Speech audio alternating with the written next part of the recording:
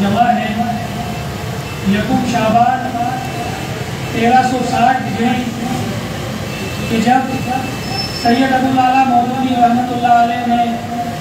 لاہور کے اندر افراد کو دعوت دی، ایک جگہ جمع کیا تو 60 افراد وہاں پر جمع ہوئے۔ اس کے بعد 2 شعبان 1360 ہجری جو کہ 26 اگست 1941 کا دن تھا، 15 افراد مزید اس قافلے میں شامل ہوئے اور اس طرح 75 افراد نے ایک عالمگیر تحریک کا آغاز کیا۔ یوں سمجھیے کہ ایک کمرہ بھر افراد، ایک مٹھی بھر افراد نے ایک تحریک کا آغاز کیا،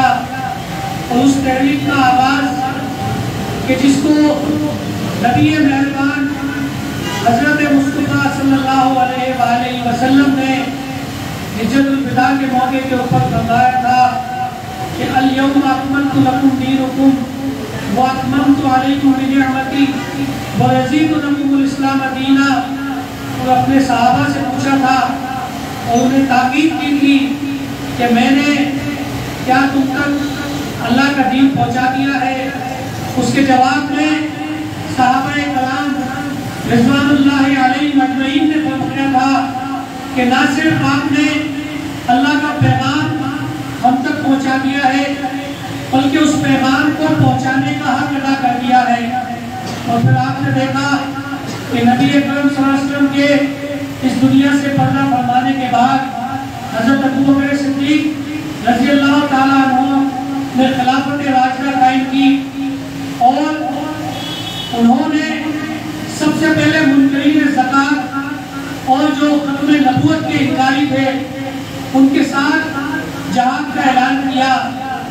اور جب لوگوں نے انہیں مشورہ دیا کہ آپ ایک ایک کر کے ان سے مقابلہ کریں تو انہوں نے کہا کہ خدا کی قسم میں کسی ایک کو بھی نہیں چھوڑوں گا جو اس دین میں ذرا برابر بھی تبدیلی یا کمی کوتاہی کرے گا، کیونکہ میرے خدا نے اپنے نبی کے ذریعے یہ پیغام بھیج دیا ہے کہ خود خلوق فی السلم کافہ، کہ تم دین کے اندر پورے کے پورے داخل ہو جاؤ۔ تو میں اس آیت کی ترجمانی کرتے ہوئے منکرین زکوٰۃ سے بھی لڑوں گا اور فتنہ ختم نبوت کے حوالے سے جو لوگ اٹھے ہیں ان کا بھی اختلاف کروں گا، اور انہوں نے کر کے دکھایا کہ ان کے بعد حضرت عمر فاروق رضی اللہ تعالیٰ عنہ کہ جنہوں نے اسلام کی وہ بنیاد رکھی، وہ بنیاد استوار کی کہ جس سے یہودی آج بھی کانپتے ہیں، جسے اسلام کے دشمن آج بھی کپاتے ہیں کہ جب عمر اس وقت گلیوں میں گھومتے تھے تو شیطان ڈرتا تھا، اور آج شیطان کے پیروکار عمر کے نام سے ڈرتے ہیں۔ اور پھر یہ دور چلتا رہا خلافت راشدہ کا، حضرت عثمان غنی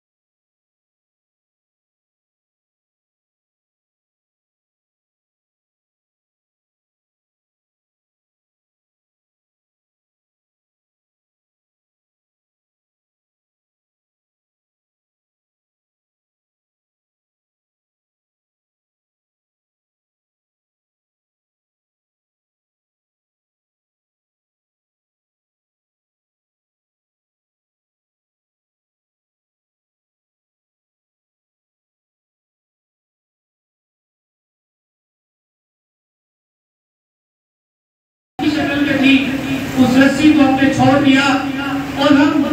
فرقہ پرستی میں تقسیم ہو گئے، اور اس تقسیم در تقسیم کے بعد اللہ تعالیٰ نے اپنے اس امت کے اوپر رحم کرتے ہوئے ایک ایسی شخصیت کو پیدا کیا کہ جو شجرہ نسب میں حضرت علی رضی اللہ تعالیٰ عنہ سے جا کر ملتا ہے، جو کوئی معمولی آدمی نہیں بلکہ قطب الدین مودود چشتی رحمت اللہ علیہ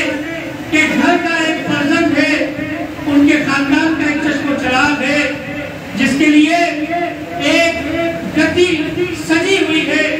کہ وہ اس مسجد پر آ کر بیٹھ جائے، اور ہزاروں لاکھوں معتقدین انتظار میں ہے کہ یہ سید ابو العلا مودودی آئے اور اپنے خاندان کے اس کام کو آگے بڑھائے۔ لیکن سید مودودی کی نظر تو کہیں اور کی تھی، ان کی نظر میں تو امت مسلمہ کا در تھا، ان کی نظر میں وہ اسلام کی نشاط ثانیہ تھی کہ جس کو مسلمان کھو چکے تھے، ان کی نظر میں خلافت راشدہ کا وہ نظام تھا کہ جس کو منہاج النبوہ پر قائم کرنا تھا، ان کی نظر میں تو وہ تمام عوامل تھے کہ جو خلافت کو ملوکیت میں بدل دیتے ہیں۔ اس مرد مجاہد نے، اس مفسر قرآن نے، اس مدبر قرآن نے، اس عظیم مجاہد نے وہ کام کر دکھایا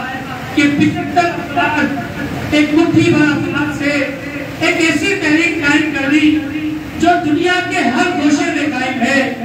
جو بر صغیر کے ہر ملک کے اندر الگ الگ ناموں سے بھرپور طریقے سے کام کرتی ہے، اور ایسے سارے نوجوانوں کا قافلہ تیار کیا کہ جو اس نظام کی یاد دلاتے ہیں، جو قربانیوں کی یاد دلاتے ہیں،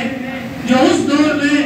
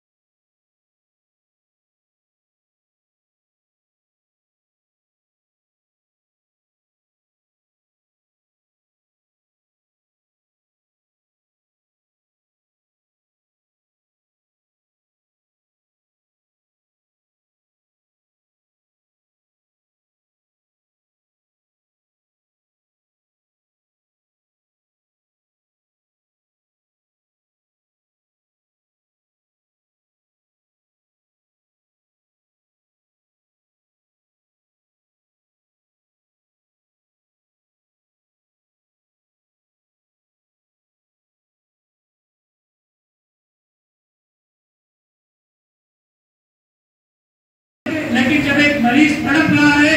اس کے لیے پیسے اور فارم فل کرنا ضروری نہیں، بلکہ ایک انسانیت کی جان بچانا،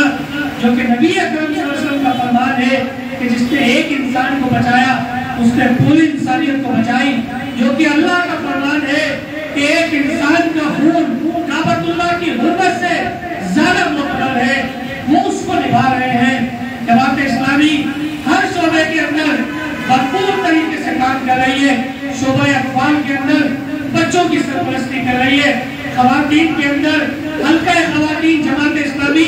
خواتین کی تربیت کر رہی ہے، کیونکہ ایک ماں کی تربیت ہو گئی تو ایک خاندان کی تربیت ہو گئی، اس ماں نے اس خاندان کو اس کی نسلوں کو تربیت